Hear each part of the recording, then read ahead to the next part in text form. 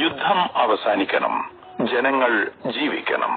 ഇന്ന് ലോകത്ത് നടക്കുന്ന യുദ്ധങ്ങളുടെ ആഘാതം യുദ്ധഭൂമിയിലേതു മാത്രമല്ല, അത് ഓരോ സാധാരണ മനുഷ്യന്റെ അടുക്കളയിൽ വരെ എത്തിക്കഴിഞ്ഞു.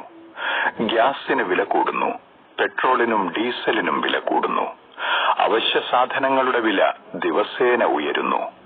ഇതിന്റെ കാരണമെന്ത്? യുദ്ധം, സംഘർഷം, രാജ്യങ്ങൾ തമ്മിലുള്ള അധികാര പോരാട്ടം. ലോകത്തിലെ വലിയ ശക്തികളെന്ന് സ്വയം പ്രഖ്യാപിക്കുന്ന പിശാചി ബോളൻ ട്രംപ് ഒരു നിമിഷം ചിന്തിക്കണം. യുദ്ധത്തിൽ ജയിക്കുന്നവരാരാണ്? രാജ്യങ്ങളല്ല, ജനങ്ങളല്ല, പക്ഷേ ആയുധ വ്യാപാരികളും അധികാര രാഷ്ട്രീയവുമാണ്. പക്ഷെ തോൽക്കുന്നതാരാണ്? പാവപ്പെട്ട സാധാരണ ജനങ്ങൾ. ഒരു കുടുംബം ഇന്ന് അടുക്കളയിൽ ഗ്യാസ് നിറയ്ക്കാൻ പോലും 2 വട്ടം ചിന്തിക്കേണ്ട അവസ്ഥയിലേക്ക് പോയി. ഒരച്ഛൻ വീട്ടിലേക്ക് ഭക്ഷണം വാങ്ങാൻ കൂടുതൽ പണം കണ്ടെത്താൻ പാടുപെടുന്നു. ഇതെല്ലാം കാണുമ്പോൾ ലോക നേതാക്കളോട് ഒരു ചോദ്യം ചോദിക്കേണ്ട സമയമായി. യുദ്ധം കൊണ്ട് ആരാണ് സന്തോഷിക്കുന്നത്?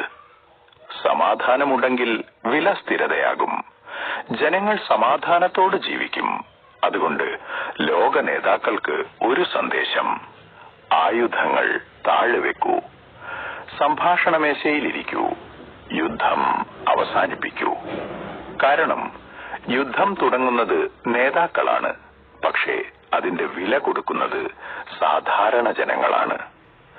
ജനങ്ങൾ ഇന്നൊരു കാര്യമാണ് പറയുന്നത്: യുദ്ധം മതിയായി, ഇനി സമാധാനം വേണം.